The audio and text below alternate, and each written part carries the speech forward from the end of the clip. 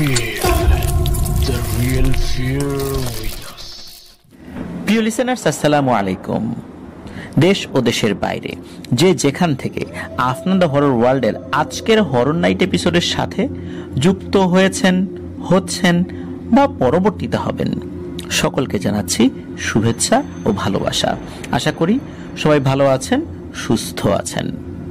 প্রিয় লিসেনার্স, আমরা প্রতিনিয়ত আপনাদের সামনে বিভিন্ন ধরনের ঘটনা উপস্থাপন করার চেষ্টা করে যাচ্ছি। কোনো ঘটনা বেশি ভয়ের, কোনো ঘটনা কম ভয়ের, কোনো ঘটনা শিক্ষণীয়, এগুলোর সংমিশ্রণেই আমরা সাধারণত ঘটনাগুলো আপনাদের সামনে উপস্থাপন করি। কোনো কোনো ঘটনা শোনার পর আপনাদের এত ভালো লাগে, তখন আপনারা অনুরোধ করেন এই ঘটনার দ্বিতীয় পার্ট চাই। এটা কোনোভাবেই সম্ভব নয়, কারণ যে ঘটনাটা একবার শেষ হয়ে গেছে ওইটার দ্বিতীয় পার্ট করা তো পসিবল নয়। কখন এটা করা পসিবল? যদি সেটার কোনো হিন্টস থেকে যায়, সেখান থেকে অতিরিক্ত তথ্য নিয়ে আমরা হয়তো দ্বিতীয় পার্ট প্রচার করতে পারি। যদি কোনো ঘটনা পরিপূর্ণভাবে শেষ হয়ে যায়, এটার কোনো দ্বিতীয় পার্ট করা সম্ভব হয় না। হ্যাঁ, আর একটা ভাবে পসিবল হয়, যদি সেই ঘটনা বানানো হয় তাহলে ওই ঘটনার অংশ থেকে আরেকটি ক্লু বের করে নিয়ে আপনাদের সামনে আরেকটি ঘটনা বানিয়ে উপস্থাপন করা যায়। কিন্তু আমরা এই কাজটি করতে চাই না। আমরা বিশ্বাস করি আমাদের লিসেনাররা আমাদেরকে সত্য ভয়ের ঘটনাগুলোই পাঠান, এবং সেই বিশ্বাস থেকেই আমরা কিন্তু বলি যে আমরা সত্য ভয়ের ঘটনা প্রকাশের চেষ্টা করি।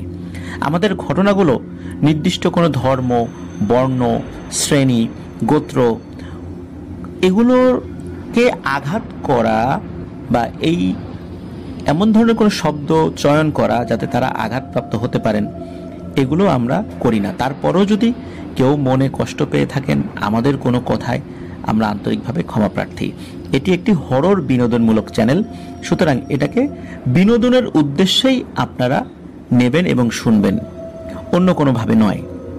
প্রিয় লিসেনার্স, আজকের যে ঘটনাটি আপনাদের সামনে উপস্থাপন করব, এই ঘটনাটি আমাদেরকে পাঠিয়েছেন হাসান ভাই। উনি চট্টগ্রাম পলিটেকনিক ইনস্টিটিউটে লেখাপড়া করছেন এবং উনি ফাইনাল বর্ষে আছেন, মানে শেষ বর্ষে আছেন আর কি। ওনার জন্মস্থান ব্রাহ্মণবাড়িয়া জেলার নবীনগর থানায়। ওনার যে গ্রাম, এই গ্রামের নামটি সঙ্গত কারণে বলছি না। পুরো ঘটনাটি শোনার পর আপনারা নিজেরাই বুঝতে পারবেন যে কেন বলছি না।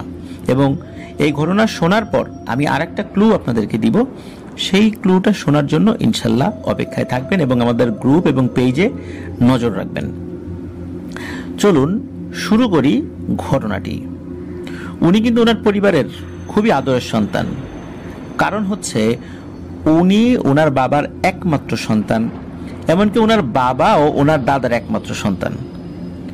তো উত্তরাধিকার সূত্রে বেশ ভালোই জমি জমা, সম্পত্তি, স্থাবর অস্থাবর এগুলোর মালিক হয়েছিলেন আর কি।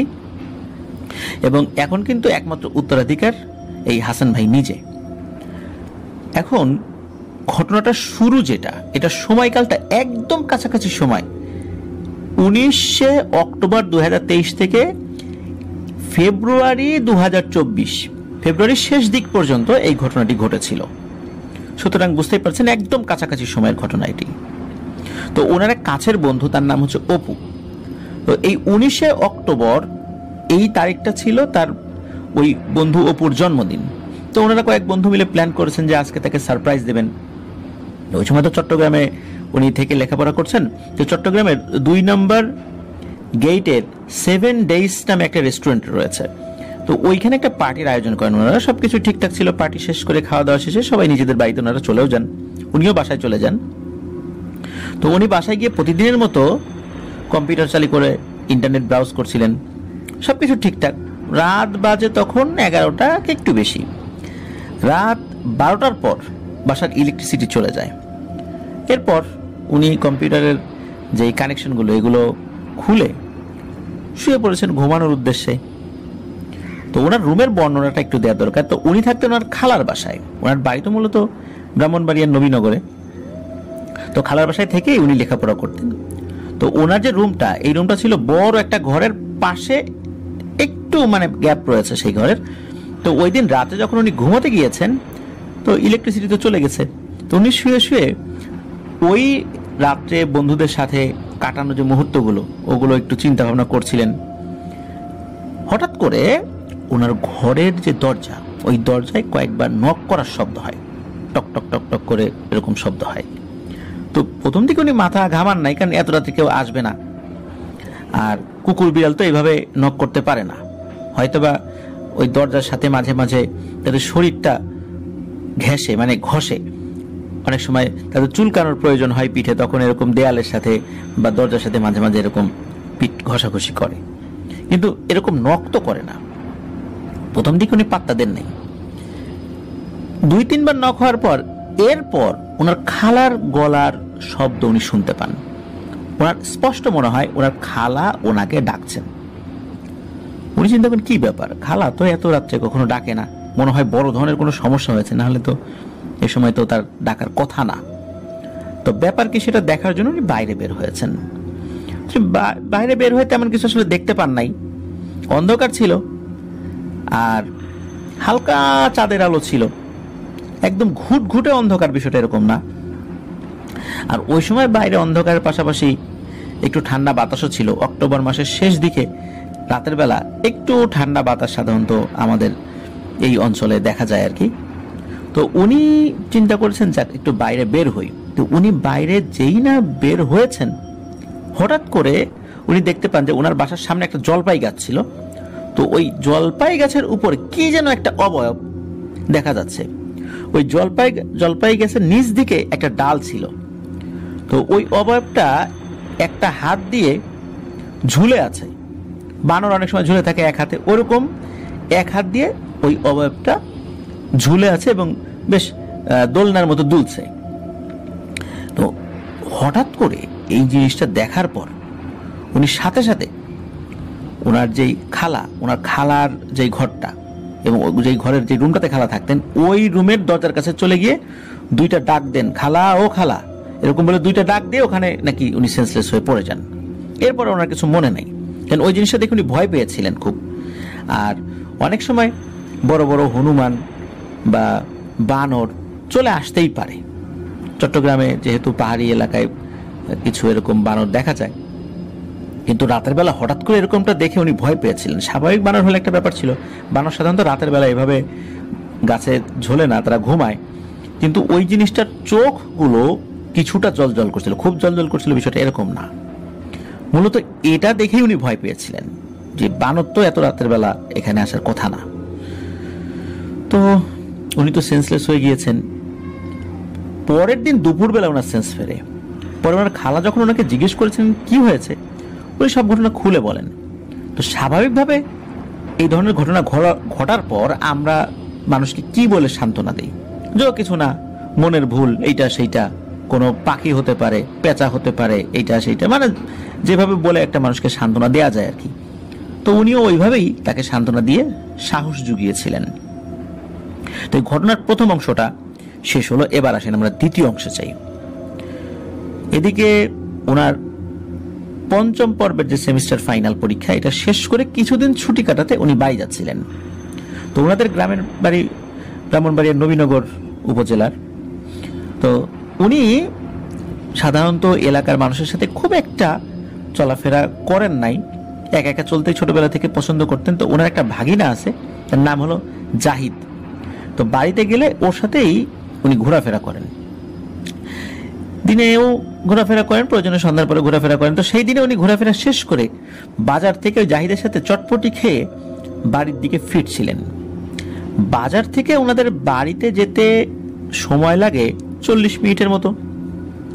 এদিকে বাসায় যেতে যেতে রাত হয়ে যাচ্ছে, সময় তখন রাত 10:30 কি 11:15 এরকম একটা সময় হবে আনুমানিক। আর ওনাদের ওই গ্রামে কিন্তু রাত 10:30 মানে কিন্তু অনেক রাত এখনো, ওটা তো একটা গ্রাম সাইট। বর্তমান সময় রাত 10:30 আসলে শহর এলাকা বা মফস্বল এলাকায় ওরকম না হলেও ওই গ্রামটা তো অন্তত ওই ছোঁয়াটা লাগেনি। বিশেষ করে রাত 10:30টার দিকে বেশ শুনশান নীরবতাই হয়ে যায় ওখানে। ওদিকে বাজার তো সব দোকানপাট বন্ধ হয়ে গেছে। তো উনি আর ওনার ভাগিনা 2জন মিলে বাসায় যাচ্ছিলেন। মাঝখানে একটা 3 রাস্তার মোড় পড়ে। ওখানে যাওয়ার সাথে সাথে কোনো এক অজানা কারণে ওনার ফোনটা বন্ধ হয়ে যায়। ওনার ফোনে কিন্তু চার্জ ছিল, কিন্তু ফোনটা কোনোভাবে চালু হচ্ছিল না। তো এটা টেকনিক্যাল সমস্যার কারণে হতেই পারে। পরে ওনার যে ভাগিনা জাহিদ, তার মোবাইলের ফ্ল্যাশ লাইট চালু করে ওনারা বাসার দিকে আবার যাওয়া শুরু করেন। কিছুটা পথ যাওয়ার পরে একটা বেড়াল এমন ভয়ঙ্কর সুরে ডাকছিল যে এক মুহূর্তের জন্য জাহিদ আর উনি স্তব্ধ হয়ে গিয়েছিলেন। রাস্তার দুপাশে কিন্তু ধান ক্ষেত ছিল, আর এই জাহিদ সে কিন্তু বেশ ভীতু টাইপের একটা ছেলে। তো এত ভীতু যে এই বিড়ালের ডাক শুনেই ও মারাত্মক ভয় পাচ্ছে। তখন এই হাসান ভাই তাকে অভয় দিয়ে বলেন, আরে ভাগিনা চল, সমস্যা নাই, দুইটা বিড়াল হয়তো বা ঝগড়া করছে এই ধান ক্ষেতের ভিতরে। তো এরপর দুজন আবার হাঁটা শুরু করেন। কিছুটা সামনে গেলেই পরে একটি পারিবারিক কবরস্থান। তো সামনে যেতেই ওনার কান ঘেঁষে একটা গরম বাতাস ধাক্কা দিয়ে বেরিয়ে যায়, মানে ওনার কানের কাছে এসে মনে হয় একটা ধাক্কা দিল, তারপর কান ঘেঁষে চলে গেল। তো আশেপাশে কিন্তু আবহাওয়া ঠান্ডা, হঠাৎ করে এরকম বেশ গরম একটা বাতাস কান ঘেঁষে চলে গেল। উনি কিন্তু এটা টের পেয়েছিলেন। এটা কিন্তু তার সাথে থাকা ভাগিনা জাহিদ উপলব্ধি করতে পারে নাই। উনি কিছুটা আঁচ করতে পারেন যে অশুভ কোনো কিছু তাকে টাচ করেছে কিনা। যাই হোক, অনেক সময় কিন্তু আমাদের কান দিয়ে অনেক সময় গরম বাতাস বের হওয়ার মতো এরকম কিন্তু হয়, মাঝে মাঝে হয়। তো উনিও ওরকমটাই চিন্তা করেছেন, হয়তো এটা মনের ভুলও হতে পারে। এই বলে মনকে বুঝ দিয়ে আবার ভাগিনার সাথে হাঁটতে হাঁটতে বাসায় চলে আসেন। এখন পর্যন্ত কিন্তু সবকিছু ঠিকঠাক, ওই রকম কোনো সমস্যা হয়নি। তো বাসায় গিয়ে ভাত খেয়ে ওনার আব্বু আম্মু আর উনি তিনজন মিলে গল্প গুজব করছেন বিভিন্ন বিষয় নিয়ে। যেহেতু উনি একটাই ছেলে, মা বাবাও তো তার সাথে কথা বলার জন্য উদ্গ্রীব হয়ে আছে, লেখাপড়ার জন্য যেহেতু উনি বাড়িতে থাকেন না। তো গল্প গুজব করার অল্প কিছুক্ষণের মধ্যেই হঠাৎ করে ওনার প্রচন্ড মাথা ব্যথা, এমন মাথা ব্যথা যে ওনার এই বয়সে কখনো এরকম উনি বোধ করেন নাই। মনে হচ্ছে ওনার মাথার ভেতরের যে নিউরনগুলো রয়েছে, মাথার ভেতরে যে স্নায়ুগুলো রয়েছে, সবগুলো একটা একটা করে টাস টাস করে ছিঁড়ে যাচ্ছে। এমন বিষধর যন্ত্রণা শুরু হয়ে গেছে। উনি মেঝেতে পড়ে গড়াগড়ি দিয়ে চিৎকার শুরু করেন। ওনার মাথার মধ্যে এতটাই যন্ত্রণা হচ্ছিল যে উনি এটা সইতে না পেরে সেন্সলেস হয়ে যান। হঠাৎ করে ওনার মা বাবা এই অবস্থা দেখে কি করে মানে উঠবেন ওনারা বুঝতে পারছেন না। একটা সুস্থ ছেলে গল্প করছিল, হঠাৎ করে মাথা ব্যথা আর এরকম অবস্থা। তবে ওনারা যে ডাক্তারের কাছে নিয়ে যাবেন বা হসপিটালে নিয়ে যাবেন, এইরকম কোনো সিদ্ধান্ত নেয়ার আগেই ওনার সেন্স ফেরত আসে। মোটামুটি অল্প কিছুক্ষণই উনি সেন্সলেস হয়েছিলেন। আর উনি যখন সেন্সে আসেন তখন দেখেন ওনার নানি, মামা সবাই ওনার পাশে বসে আছেন। তাদের বাড়িও পাশেই আর কি। তো ওনারা পাশে বসে দোয়া দুরুদ পড়ছেন, ওনাকে ফু দিয়ে দিচ্ছিলেন। তো ওনার এই অবস্থা, মানে হাসান ভাইয়ের অবস্থা দেখে হাসান ভাইয়ের আব্বু বলে যে উনি আজকে হাসান ভাইয়ের সাথে ঘুমাবেন, কারণ এই অবস্থায় তাকে রাত্রেবেলা একা ঘুমাতে দেয়া ঠিক হবে না। তখন রাত প্রায় 12:30টার মতো বেজে গেছে আর কি, আনুমানিক। তো যেই কথা সেই কাজ। ওনার আব্বু মানে হাসান ভাইয়ের আব্বু উনি মেঝেতে বিছানা পেতে শুয়ে পড়েন, আর খাটের উপরে হাসান ভাই। তো বাকিরা অন্য রুমে চলে যান। উনি আর ওনার আব্বু এক রুমে, বাকিরা অন্য রুমে। এখন পর্যন্ত কিন্তু সবকিছু ঠিকঠাক, প্যারানরমাল কোনো বিষয়ের কিন্তু আলামত দেখা যাচ্ছে না। তো এখন ব্যাপার যেটা হয় সেটা হলো যে এর মধ্যে একটা ভয়ানক ঘটনা ঘটেছে। অদ্ভুত ব্যাপার হলো এর মধ্যে ঘটে গেছে 7টা দিন। 7টা দিন চলে গেছে, মানে পুরো 1 সপ্তাহ চলে গেছে। এই 1 সপ্তাহ চলে যাওয়ার পর ওনার সেন্স ফেরত এসেছে। প্রিয় লিসেনার্স, আপনারা মনে করতে পারেন 1 সপ্তাহ কেউ কি বিছানায় অজ্ঞান হয়ে শুয়ে থাকতে পারে? না, উনি অজ্ঞান হয়ে শুয়েছিলেন না। উনি হাঁটাচলা করেছেন, মানুষের সাথে কথা বলেছেন, ওনার বাড়ি থেকে চট্টগ্রামে গিয়েছেন, কিন্তু ওনার সেন্স ছিল না। এটা কিভাবে সম্ভব? হ্যাঁ, সেটাই এখন বলবো। মূলত এই 7 দিনে ওনার সাথে কি ঘটেছিল তা উনি ওনার পরিবার থেকে শুনতে পেয়েছেন, এবং শোনার পর উনি নিজেও আঁতকে ওঠেন, কারণ এই 7 দিনে ঘটেছে ভয়াবহ এক ঘটনা। তো ওনার আম্মু ওনাকে যেভাবে বলেন যে সবাই ঘুমিয়ে পড়ার পর রাত 3টা হবে এরকম একটা সময়, ওই যেই রাত্রে ওনার মাথা ব্যথা হয়েছিল রাত 3টার দিকে সবাই পরে ঘুমিয়ে পড়েছিলেন। তো 3টার দিকে এই হাসান ভাইয়ের আব্বু ওয়াশরুমে যাবেন। তো উনি ওয়াশরুমে যাওয়ার জন্য উঠেছেন, উনি দেখেন যে এই হাসান ভাই নাকি জানালার গ্রিল ধরে উল্টো হয়ে ঝুলে কি যেন বিড়বিড় করে বলছে ভিন্ন এক ভাষা। কখনো বৃদ্ধ মানুষের ভয়েসে কথা বলছে, কখনো ইয়াং মানুষের ভয়েসে কথা বলছে, কখনো বাচ্চা মানুষের ভয়েসে কথা বলছে, কিন্তু কি যে বলছে এটা বোঝা যায় না। এই ভাষাটা খুব দুর্বোধ্য। তো এটা দেখার পর ওনার আব্বু স্তব্ধ হয়ে এক জায়গায় স্থির হয়ে দাঁড়িয়ে আছেন। এতটাই ভয় পেয়েছেন যে উনি কাউকে ডাকও দিতে পারছিলেন না। পরবর্তীতে নাকি এই হাসান ভাই ঘাড় ঘুরিয়ে ওনার আব্বুর দিকে ফিরে ভয়ঙ্কর এক অট্ট হাসি দেন, এবং এই অট্ট হাসি যেন থামছিলই না। এই ভয়ানক হাসি দেখে ওনার আব্বু শরীরের সমস্ত শক্তি দিয়ে প্রচন্ড জোরে একটা চিৎকার দিয়েছেন। ওনার চিৎকারটা এত জোরে ছিল যে পাশের রুমে থাকা এই হাসান ভাইয়ের আম্মা তো ঘুম থেকে উঠেই গেছেন, ওনার নানা নানি এবং মামা ওনারা যে অন্য ঘরে থাকতেন ওনারা উঠে চলে এসেছেন তাড়াহুড়া করে, কি হলো। তো ওনারা এসে আর একটা জিনিস দেখেন, ওনারা এসে দেখেন যে এই হাসান ভাই গ্রিল থেকে নেমে দরজা খুলে অন্ধকারের ভিতর কোথায় যেন চলে যাচ্ছেন। ওনার হাঁটার গতি ছিল অস্বাভাবিক, ওনার হাঁটার গতিটা ছিল খুবই অদ্ভুত। মানুষ দৌড়াতে পারে, আস্তে আস্তে হাঁটতে পারে, বা জোরে জোরে হাঁটতে পারে, এরকমটাই তো হয়, কিন্তু উনি এমন ভাবে হাঁটছিলেন যে ওনার হাঁটার সাথে কেউ পেরে উঠছিল না, দৌড়েও পেরে উঠছিল না। আর হাঁটার স্টাইলটাও ছিল খুবই অদ্ভুত রকমের, স্বাভাবিকভাবে মানুষ এভাবে হাঁটে না। তো অন্ধকারের ভিতরে তো এইভাবে উনি হাঁটছেন জোরে জোরে, এটা হাঁটা নাকি দৌড় এটাও বোঝা যায় না। এদিকে ওনার পিছনে পিছনে ওনার পরিবারের সবাই অন্ধকারের ভিতরে দৌড়াচ্ছে। এর ভিতরে কিন্তু উনি অন্ধকারের মধ্যে মিলিয়েও গেছেন, ওনাকে কোথাও খুঁজে পাওয়া যাচ্ছে না।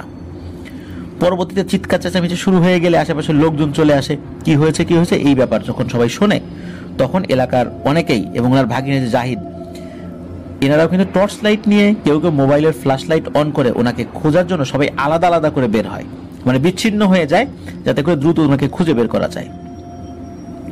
তো অনেক জায়গায় খোঁজা হয়, ধান ক্ষেত থেকে শুরু করে নিয়ে সব জায়গায় খোঁজা হয়, এমনকি বড় বড় গাছের মাথায় উনি উঠে গিয়েছেন কিনা এরকমও খোঁজা হয়েছিল। অনেক জায়গা খোঁজার পরও ওনাকে পাওয়া যাচ্ছিল না। তো সবাই বাড়িতে চলে আসেন।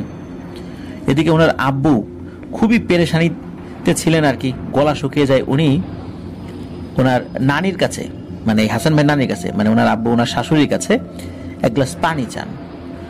তো ওনার এই হাসান ভাই নানি আবার পানি আনতে গিয়েছেন, পানি আনতে গিয়ে উনি দিয়েছেন এক চিৎকার, বলে সবাই এদিকে আয়।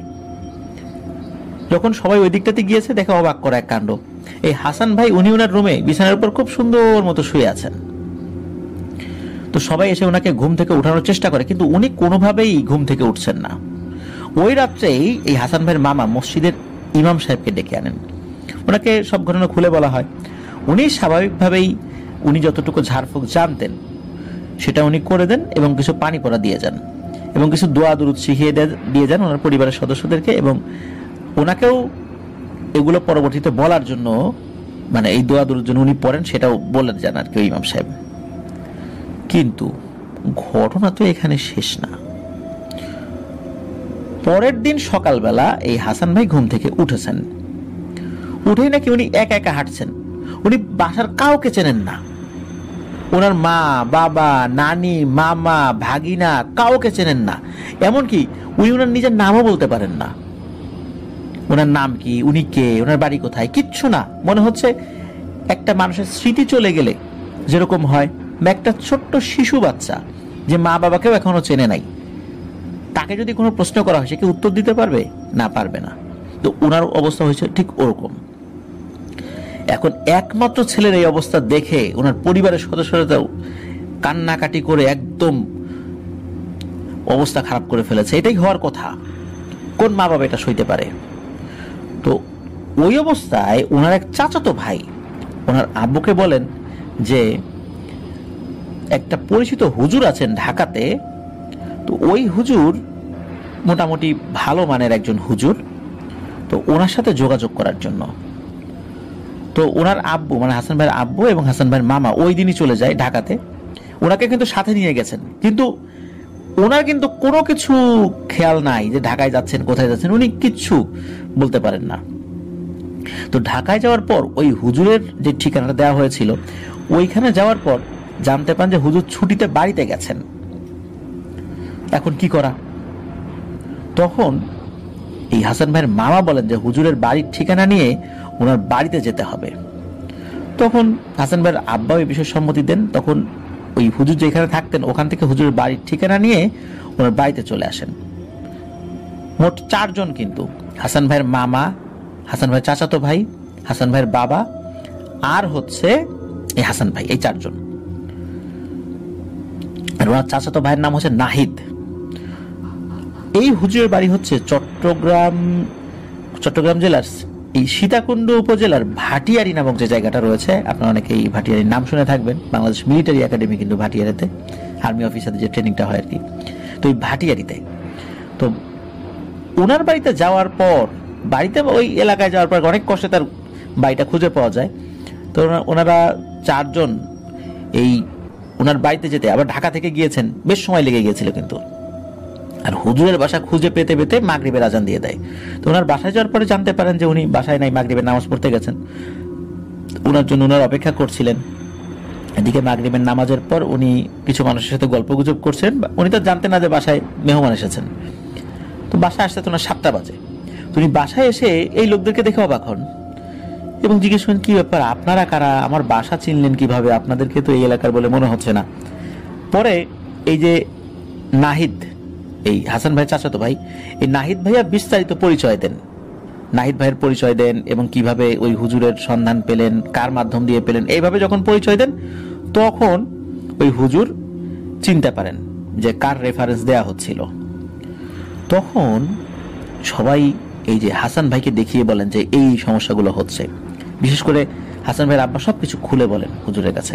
সবকিছু শোনার পর হুজুর একটু চিন্তিত হয়ে বলেন যে আজকে রাতটা আমাকে একটু সময় দেন, আমি আগামীকাল সকালবেলা আপনাদেরকে জানানোর চেষ্টা করছি। আমাকে বেশ কিছু তথ্য নিতে হবে। আর আমাদের বাসায় আপনি থাকেন, কোনো সমস্যা নেই, আপনার থাকার ব্যবস্থা করছি, খাওয়া দাওয়ার ব্যবস্থা করছি। আমি রাতে বিষয়টা নিয়ে একটু তদবির করি। তো এই যে এত কিছু হয়ে যাচ্ছে, এত কথা হচ্ছে, হাসান ভাই কিন্তু কোনো কিছু মনে করতে পারছেন না। তারপর সকালবেলা উনি এক ভয়ানক ঘটনা বললেন। উনি বলেন যে এই হাসান ভাইকে ভয়ঙ্কর এক কালো জাদু করা হয়েছে।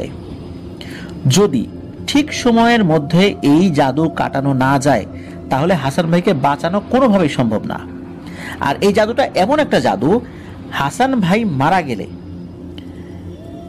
হাসান ভাইয়ের মা বাবা ওনারাও হাসান ভাইয়ের শোকে উন্মাদ হয়ে যাবেন, এবং শুধু উন্মাদ হয়েই ক্ষান্ত হবেন না, ওনারাও মারা যাবেন। এমন একটা কালো জাদু তার উপর করা হয়েছে।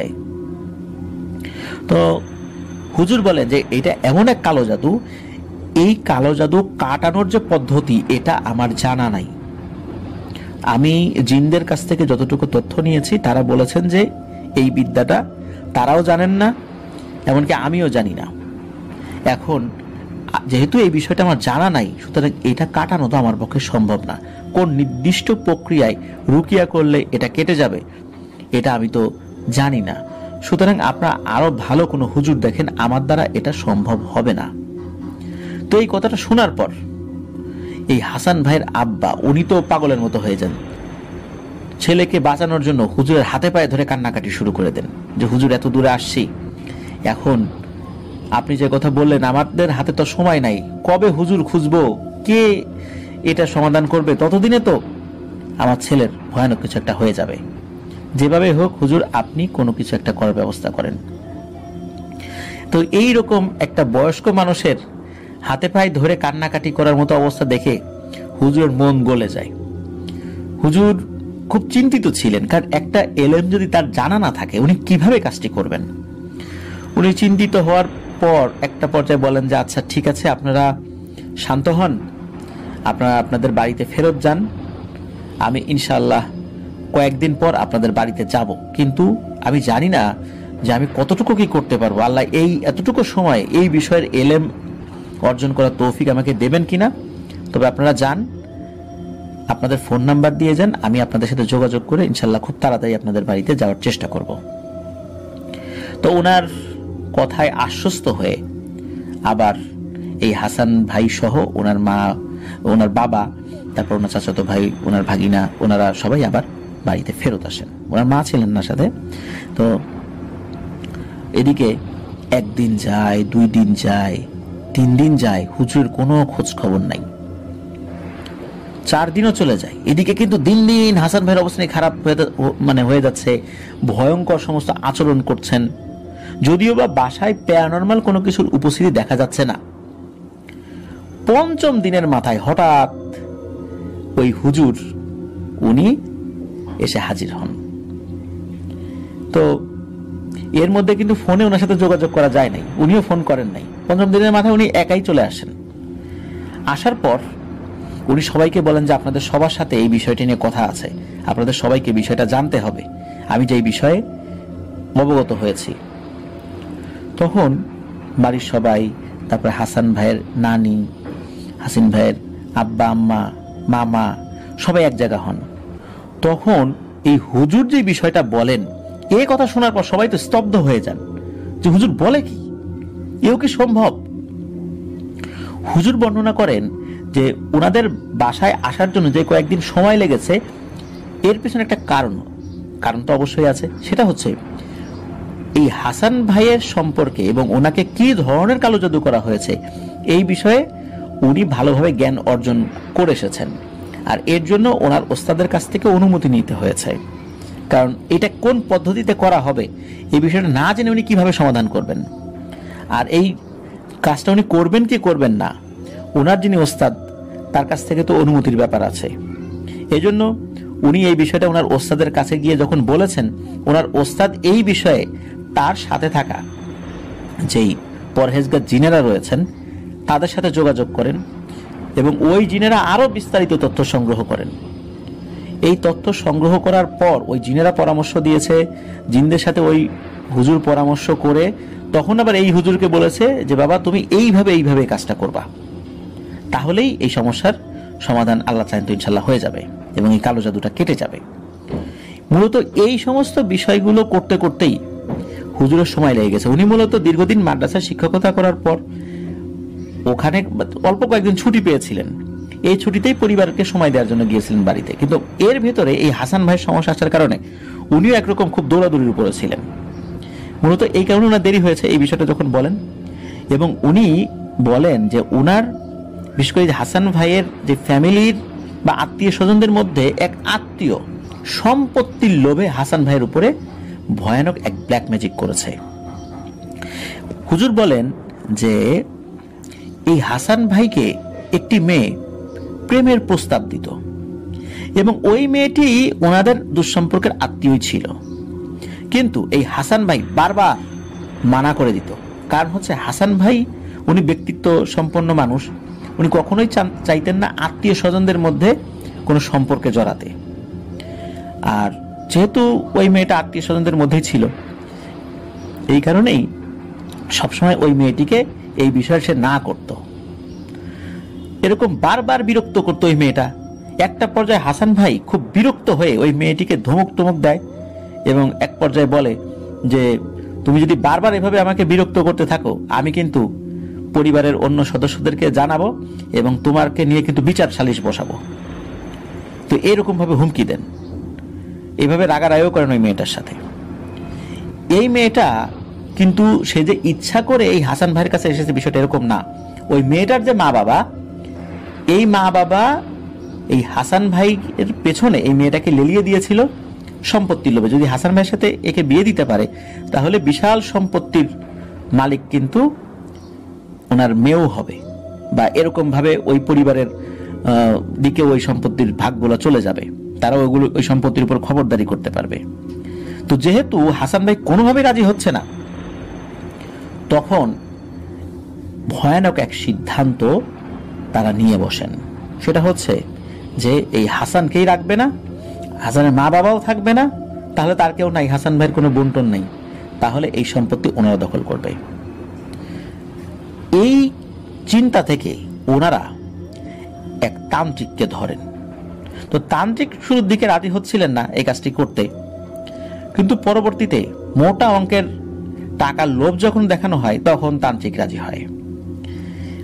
এই ব্ল্যাক ম্যাজিকটা করার জন্য 7টা ছাগল, 7টা কবুতর, 7টা মুরগি আর 7 জোড়া দেশি কবুতর, আমরা 7টা কবুতর ছাড়াও আবার 7 জোড়া দেশি কবুতরের বাচ্চা, এই জোড়াটা হবে হলো বাচ্চা কবুতর, এগুলো বলি দিয়ে এই জাদুটা করা হচ্ছে। এই জাদুর প্রভাবে পুরো পরিবার ধ্বংস হয়ে যাবে। প্রথমে হাসান ভাই ধ্বংস হয়ে যাবে, এরপরে ওই পরিবারের অন্য সদস্যরা। এই কবিরাজ একটা নির্দিষ্ট সময়ে যজ্ঞ করে, মানে রিচুয়াল করে, এবং এই রিচুয়ালটা করতে হবে 7 বার। যদি 7 বার পুরোপুরি সে যজ্ঞটা করতে পারে, প্রতিবার প্রতি যজ্ঞে 1টা ছাগল, 1টা কবুতর, তারপরে 1টা মুরগি এবং 1 জোড়া দেশি কবুতর, এইগুলো বলি দেয়। এখন এই কবিরাজ ইতোমধ্যে 6 বার যজ্ঞ সম্পূর্ণ করে ফেলেছে। 7 নাম্বার যজ্ঞ সে এখন করবে। আর এই 7 নাম্বার যজ্ঞ যদি সে করে শেষ করতে পারে, তখন পৃথিবীর কোনো হুজুর কবিরাজ এই জাদুর বিরুদ্ধে কোনো কিছুই করতে পারবে না, একমাত্র আল্লাহ ছাড়া। কারণ এই জাদু কাটানোর ক্ষমতা আর কারো থাকবে না। ওই কবিরাজের তো 6 বার যজ্ঞ করা শেষ, আর এটি সে করে প্রতি শনিবার মধ্যরাতের একটা নির্দিষ্ট সময়ে। তো এই কথাগুলো হুজুর বলেন। এদিকে এই কথা শোনার পর হাসান ভাইয়ের মা এবং নানি, ওনারা তো চিৎকার করে কান্নাকাটি শুরু করে দিয়েছেন যে সর্বনাশ, কি হলো আমার ছেলের, একমাত্র ছেলের সাথে এইভাবে ঘটবে, এটা কিন্তু কেউ মেনে নিতে পারে না। তখন ওইখানে যিনি একটু মনটা শক্ত রেখেছিলেন সেটা হলো হাসান ভাইয়ের আব্বা। উনি আবার একটু নিজেকে শক্ত রেখে হুজুরকে প্রশ্ন করলেন যে এই জঘন্য কাজটি কে করেছেন। তখন হুজুর বললেন যে কে করেছে এটা আপনার ছেলেই সুস্থ হলে বলতে পারবে, আইডিয়া করে নেবেন, আমি এই বিষয়ে কিছু বলবো না। তখন হুজুর বললেন যে আজকে কিন্তু বৃহস্পতিবার, কালকে শুক্রবার, তারপর দিন শনিবার, আমাদের হাতে সময় খুব কম। এই শনিবারের মধ্যে এই যজ্ঞটাকে আটকাতে হবে এবং যে ব্ল্যাক ম্যাজিকটা করা হয়েছে এটাও কাটাতে হবে। কোনো কারণে যদি আমাদের কাজ হতে হতে যজ্ঞটা ওই কবিরাজ করে ফেলে, তাহলে কিন্তু ঘোর বিপদ।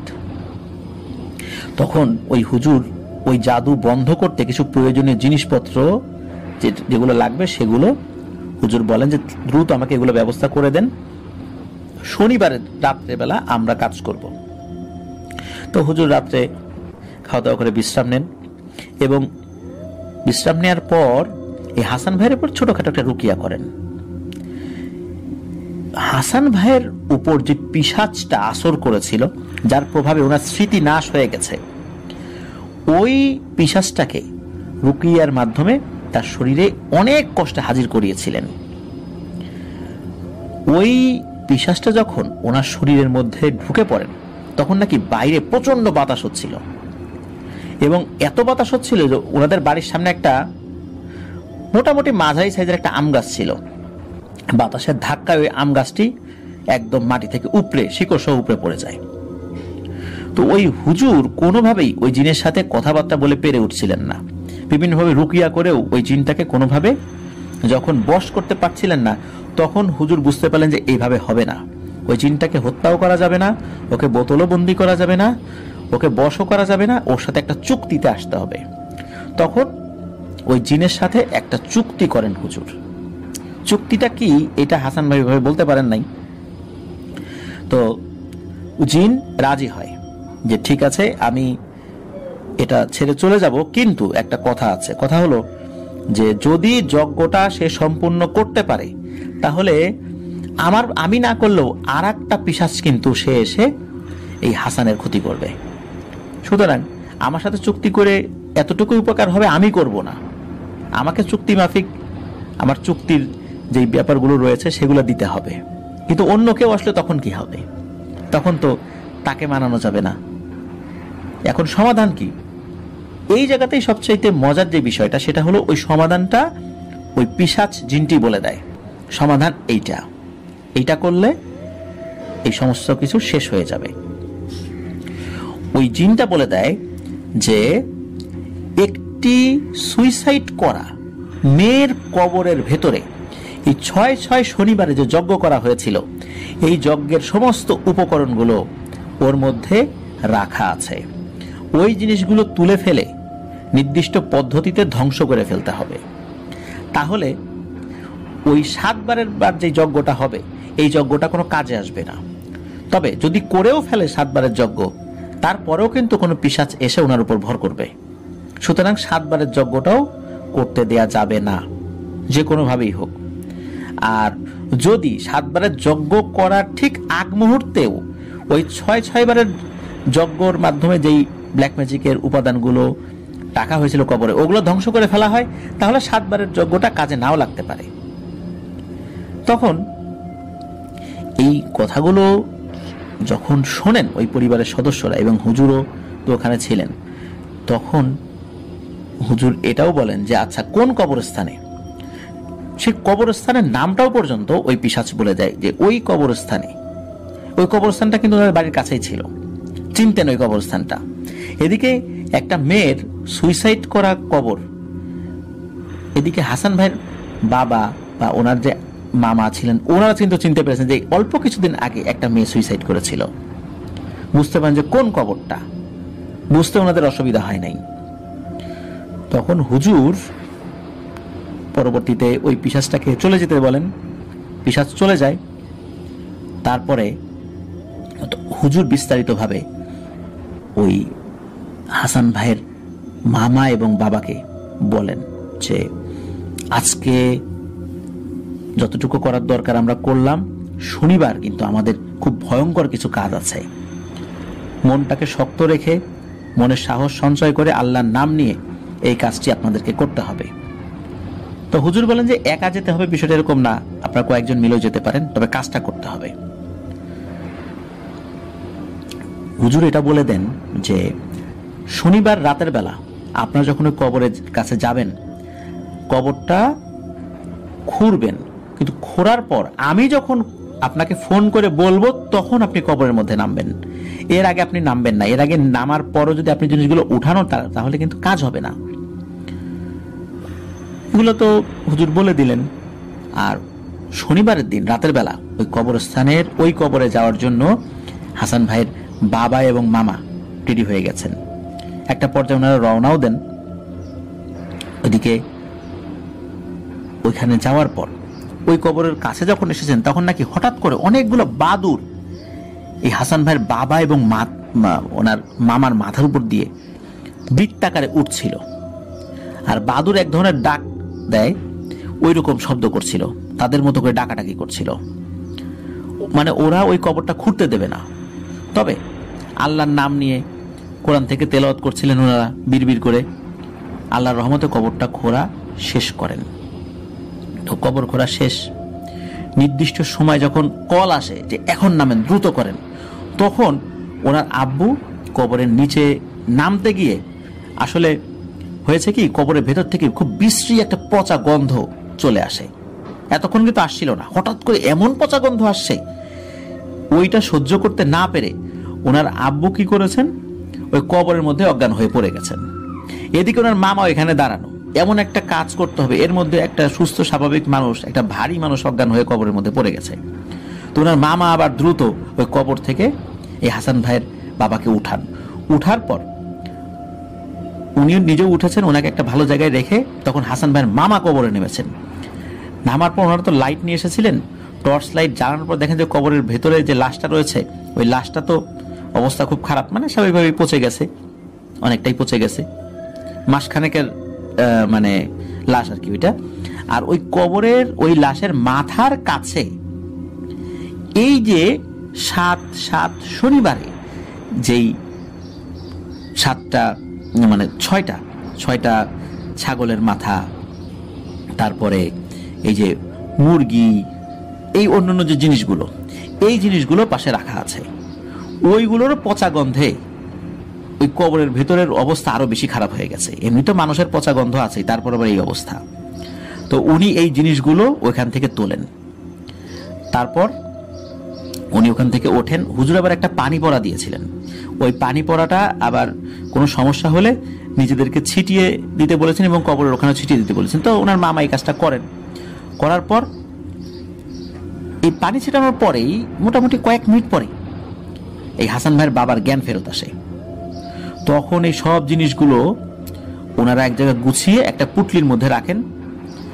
ওনারা যখন ফিরছিলেন তখন অনেকগুলো কাক নাকি এই হাসান ভাইয়ের আব্বু এবং ওনার মামার উপর আক্রমণ করে, ওনাদেরকে আক্রমণ করে জিনিসগুলো নিয়ে যেতে চাচ্ছিল।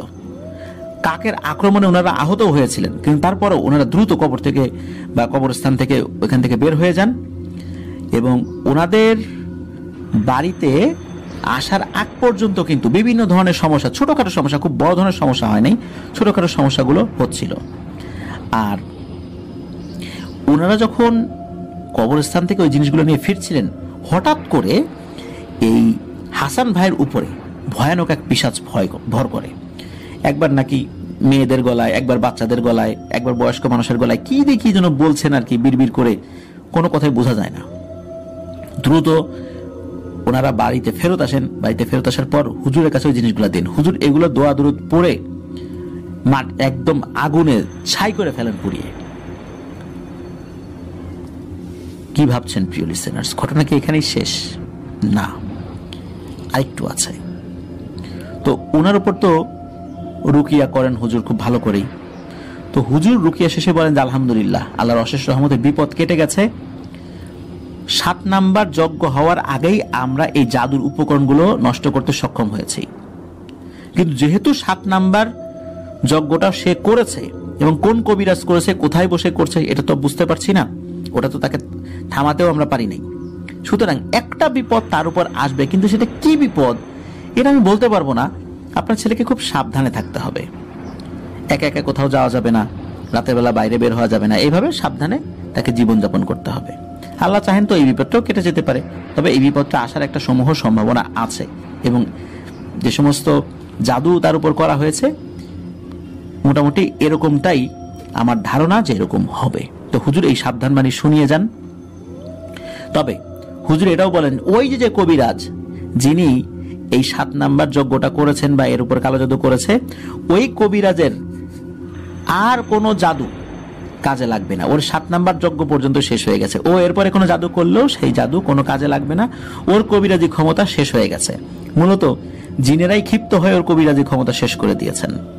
ও আর 10টা স্বাভাবিক মানুষের মতোই অন্য কিছু করে খেতে হবে, ও কোনো কবিরাজি করতে পারবে না।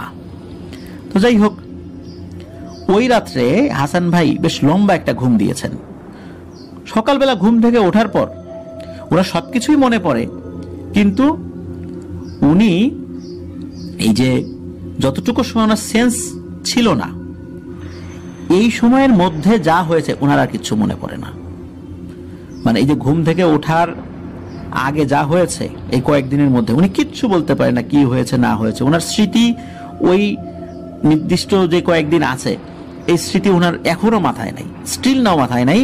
কিন্তু উনি কিন্তু দিব্যি ঘুমিয়েছেন, উঠেছেন, হাঁটাচলা করেছেন, এক জায়গা থেকে আরেক জায়গায় গিয়েছেন ওনার পরিবারের লোকদের সাথে, কিন্তু উনি কিছুই বলতে পারেন না।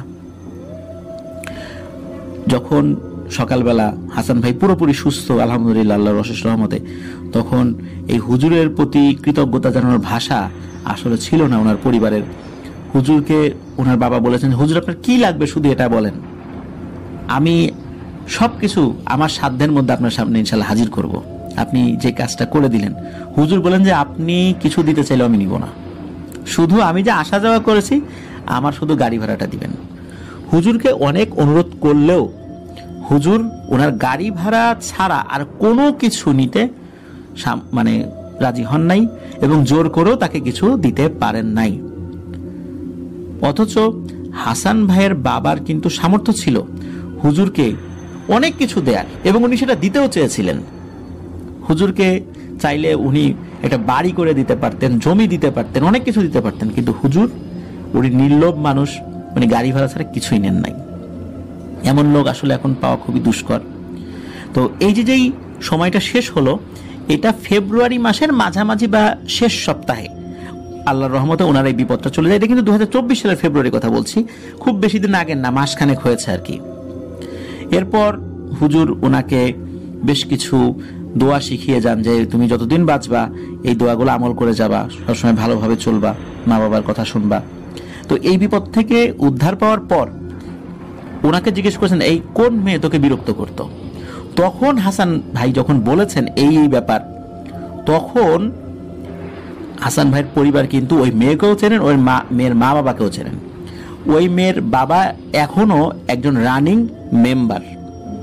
শুধু এতটুকু বলার অনুমতি পাওয়া গেছে যে মেয়ের বাবা একজন রানিং মেম্বার, এছাড়া অন্য কোনো কিছু বলার অনুমতি পাওয়া যায়নি। যদিও আমাদেরকে বলেছেন যে কোন এলাকার মেম্বার উনি ইন ডিটেলসে বলেছেন, কিন্তু সঙ্গত কারণে আমরা বলতে পারছি না।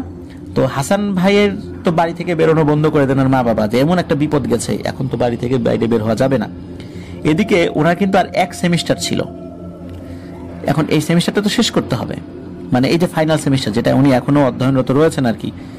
তো মাসখানেক যাওয়ার পর উনি যখন একদম স্বাভাবিক হয়ে যান, তখন মা বাবাকে অনেক বুঝিয়ে শুনিয়ে লেখাপড়াটা শেষ করতে হবে, এক সেমিস্টার বাকি আছে, এত দূর লেখাপড়া করেছেন, তখন আবার উনি চট্টগ্রামে চলে আসেন। উনি এখন চট্টগ্রামে আছেন, ওনার খালার বাড়িতে আসেন। তো আলহামদুলিল্লাহ উনি ভালো আছেন, সুস্থ আছেন। কিন্তু এখানে একটা কথা হলো, এর মাঝে কিন্তু আর একটা ঘটনা ঘটেছিল। প্রিয় লিসেনার্স, আমরা কিন্তু এই ঘটনা একটা জায়গায় বলেছিলাম যে একটা বিপদ কিন্তু আছে, ওই যে 7 নাম্বার যজ্ঞ, যেটা এই যজ্ঞ তো সম্পন্ন করতে পেরেছিল ওই কবিরাজ, কিন্তু একটা বিপদ তো তার উপর আসবে। কি ছিল সেই বিপদ? এই বিপদটা কিন্তু ওনার উপর এসেছিল, এবং এইটা এমন একটা বিপদ ছিল আপনারা জানলে খুবই অবাক হবেন। বিশেষ করে ওনার যারা ফেসবুক ফ্রেন্ড বা ওনার যেই চাচাতো ভাই নাহিদ, তার যারা ফেসবুক ফ্রেন্ড, তারা কিন্তু এই জিনিসটা দেখেছিলেন, বা অনেকেই হয়তো বা তাদের চোখে জিনিসটা পড়েছিল। সেটা হলো উনি চট্টগ্রামের, উনি যখন ওনার শিক্ষা প্রতিষ্ঠান থেকে ফেরত আসছিলেন, হঠাৎ করে ওনার কিছু মনে নাই। উনি 5 দিন নিখোঁজ ছিলেন, কোথায় ছিলেন, কি খেয়েছেন, কি করেছেন, ওনার কিচ্ছু মনে নাই। পরবর্তীতে ঢাকা বিশ্ববিদ্যালয়ের সলিমুল্লাহ হলের সামনে ঢাকা বিশ্ববিদ্যালয়ের এক বড় ভাই ওনাকে রাস্তায় পান। উনি নাকি রাস্তার একধারে বসে খুব কান্নাকাটি করছিলেন। উনি কিভাবে ঢাকা গেলেন কিছুই বলতে পারেন না। চট্টগ্রাম থেকে উনি কিন্তু ঢাকায় চলে আসছেন, নিজের পরিচয় বলতে পারছেন না, ওনার নাম বলতে পারছেন না। তো ওনার পকেট একটা কার্ড পায়, এই কার্ডটা ছিল এই যে নাহিদ ভাইয়ের সেই কার্ডটা। এই নাহিদ ভাই বা নারায়ণগঞ্জে থাকতেন। তো ওই বড় ভাই উনি ওই নাম্বারে কল করেন। কল করার পর ওই নাহিদ ভাই বলেন যে হ্যাঁ, একজন তো আমার এক ভাই তো হারাই গেছেন কয়েকদিন হলো, তা আমার এই নাম্বার তো হোয়াটসঅ্যাপ কর, আপনি একটু হোয়াটসঅ্যাপে ছবিটা পাঠান। যখন ওনার ছবিটা পাঠান তখন তো চিনতে পান, সাথে সাথে উনি নারায়ণগঞ্জ থেকে ঢাকা বিশ্ববিদ্যালয়ে চলে আসেন।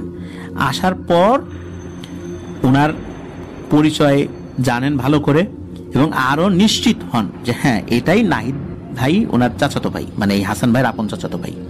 সবকিছু পরিচয় নিশ্চিত হওয়ার পর, আরো ওনারা তথ্য নিয়েছিলেন, সব নিশ্চিত হওয়ার পরেই ওই বড় ভাই হাসান ভাইকে নাহিদ ভাইয়ের কাছে হস্তান্তর করেন। এদিকে কিন্তু চট্টগ্রাম থেকে তো উনি নিখোঁজ হয়েছিলেন, হাসান ভাইয়ের বাবা কিন্তু চট্টগ্রাম থানায় কিন্তু জিডিও করেছিলেন, একটা নিখোঁজ জিডি। যাই হোক, আল্লাহর অশেষ রহমতে হাসান ভাই পরিবারের কাছে ফেরত আসেন। এই 5 দিন যে ওনার বাড়িতে কি গিয়েছে আসলে এটা ওই পরিবারই ভালো জানে। আর এই 5 দিন উনি কিভাবে ছিলেন, কোথায় ছিলেন, কি খেয়েছেন, নিশ্চয়ই তো কিছু খেয়েছেন, রাত্রেবেলা ঘুমিয়েছেন, কিন্তু কিভাবে চট্টগ্রাম থেকে উনি ঢাকা বিশ্ববিদ্যালয়ের সলিমুল্লাহ হলের সামনে এলেন, ঘুরতে ঘুরতে হোক, যেভাবেই হোক, কিভাবে এসেছেন, উনি কিচ্ছু বলতে পারেন না। এরপরে ওই হুজুরের সাথে যোগাযোগ করা হলে হুজুর বলেন আলহামদুলিল্লাহ, আপনার ছেলের আর কোনো বিপদ এই জাদুটোনা সংক্রান্ত কারণে আর ইনশাল্লাহ হবে না। এই বিপদটাই ছিল, কিন্তু কি বিপদ তো বলতে পারি নাই, এটার জন্যই সতর্ক করেছিলাম। তো যাক, আল্লাহর অশেষ রহমতে এই বিপদের মাধ্যম দিয়ে ওনার উপর করা এই কালো জাদুর প্রভাবটা আল্লাহর অশেষ রহমতে স্থায়ীভাবে কেটে যায়। ওনার নিখোঁজ হওয়ার পর ফেসবুকে একটা স্ট্যাটাস দিয়েছিলেন ওনার আত্মীয় স্বজনরা। সেই স্ট্যাটাসের ছবি কিন্তু আমাদেরকে পাঠিয়েছেন। আমরা ওনার চেহারাটা, মানে এই হাসান ভাইয়ের ছবিটা একটু, চেহারার অংশটা একটু ব্লার করে দিয়ে আমরা একটি পোস্ট করব ইনশাল্লাহ। ইতোমধ্যে করা হয়ে গেছে, আপনারা আমাদের পেজে এবং গ্রুপে এই পোস্টটি দেখতে পাবেন। এটি হচ্ছে সেই পোস্ট হাসান ভাই নিখোঁজ হওয়ার পর যে পোস্টটি ওনার আত্মীয়রা করেছিলেন। প্রিয় লিসেনার্স, এটি ছিল ঘটনা। কালো জাদু কি ভয়ানক পরিণতি ডেকে আনে একটা মানুষের জীবনে, এই ঘটনার মাধ্যম দিয়ে বুঝতে পারছেন। আর লোভ মানুষকে কোথায় নিয়ে যায়। আল্লাহ তাআলা এই লোভ থেকে আমাদেরকে হেফাজত করুন, হিংসুকের কুদৃষ্টি থেকে আমাদেরকে হেফাজত করুন, সকল ধরনের জাদুটোনা থেকে আল্লাহ আমাদেরকে হেফাজত করুন। আর নিজেরাও যেন এগুলো থেকে বেঁচে থাকতে পারি, নিজেদের ইমানকে বাঁচাতে পারি, ইমানের সাথে মৃত্যুবরণ করতে পারি। আল্লাহর কাছে এই দোয়াটা ইনশাল্লাহ করি। প্রিয় লিসেনার্স, আশা করছি ঘটনাটি আপনাদের ভালো লেগেছে। অসংখ্য ধন্যবাদ জানাচ্ছি হাসান ভাই, আপনি আপনার জীবনে ঘটে যাওয়া এই ঘটনাটি আমাদের সাথে শেয়ার করেছেন। নিশ্চয়ই এই ঘটনার মধ্যে অনেক কিছু শিক্ষণীয় ছিল, ভয়ও ছিল, সবকিছুই ছিল এই ঘটনার মধ্যে। লিসেনাররা আশা করছি ঘটনাটি পছন্দ করবেন, নিজেরাও সতর্ক থাকবেন, আশেপাশের মানুষদেরকেও সতর্ক করবেন ইনশাল্লাহ। প্রিয় লিসেনার্স, আজকের এপিসোড এ পর্যন্তই ছিল। সবাই ভালো থাকবেন, সুস্থ থাকবেন। যারা আমাদেরকে ঘটনা পাঠাতে চান তারা লিখে অথবা রেকর্ড করে যে কোনোভাবে ঘটনা পাঠাতে পারবেন afnanthehorworld@gmail.com এই ইমেল অ্যাড্রেসে। ইমেল অ্যাড্রেসের স্পেলিংটা হচ্ছে AFNANTHEHORWORLD afnanthehorworld@gmail.com। আর ইমেল অ্যাড্রেসের স্পেলিংটা আমরা আমাদের ভিডিও ডিসক্রিপশনে দিয়ে রেখেছি, সেখানে গিয়ে স্পেলিংটা চেক করে দিতে পারবেন। প্রিয় লিসেনার্স, আমাদের কিন্তু ওয়েবসাইট রয়েছে www.afnanthehorworld.com নামে। এখানে গিয়েও কিন্তু আমাদের প্রত্যেকটা এপিসোড আপনারা ইনশাল্লাহ পাবেন। আর আমার যে নতুন চ্যানেল আফনান্স বি, ওই আফনান্স বি এর বিভিন্ন ভিডিওগুলো কিন্তু আপনারা ওই ওয়েবসাইটেও পাবেন। আর আমার নতুন চ্যানেল আপনারা সাবস্ক্রাইব করতে পারেন। সেই সাবস্ক্রাইব করার জন্য নতুন চ্যানেলের ভিডিও লিঙ্কটা কিন্তু আমরা আমাদের এই ভিডিও ডিসক্রিপশনও দিয়ে রেখেছি, সেখানে গিয়ে আপনারা আমার আরেকটি পরিবার, সেই পরিবারের সদস্য হয়ে যেতে পারবেন। আফনান দ্য হরর ওয়ার্ল্ড নামে আমাদের একটু ফেসবুক পেজ এবং গ্রুপ রয়েছে, যার লিঙ্ক দুটো আমরা আমাদের ভিডিও ডিসক্রিপশনে দিয়ে রেখেছি। সেখানে গিয়ে আমাদের গ্রুপে পোস্ট করতে পারেন, আমাদের পেজে কমেন্ট করে আপনাদের মূল্যবান এবং গঠনমূলক মতামতগুলো জানাতে পারেন। প্রিয় লিসেনার্স, আজকের এপিসোড এই পর্যন্তই। সবাই ভালো থাকবেন, সুস্থ থাকবেন, আমার জন্য দোয়া করবেন, আমার পরিবারের জন্য দোয়া করবেন, আপনাদের জন্য দোয়া রইল, আপনাদের পরিবারের প্রত্যেকের জন্য দোয়া রইল। মহান আল্লাহ সুবহানাহু ওয়া তাআলা আমাদেরকে ভালো রাখুন, সুস্থ রাখুন, নিরাপদে রাখুন, আফনান দ্য হরর ওয়ার্ল্ডের সাথে রাখুন। আসসালামু আলাইকুম। প্রিয় লিসেনার্স,